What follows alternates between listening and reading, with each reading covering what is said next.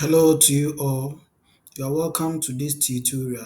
With this tutorial, I'm going to take you through how to log in for the first time into GIJ LMS. If you're a first timer, a fresher, and you want to know how to log in to GIJ LMS, just go to your URL link, then type in learning.gij.edu.gh. Once you've entered this URL, you will come to this page. Then you can please click to log in this link. Or when you come here, you have access to all our YouTube tutorials.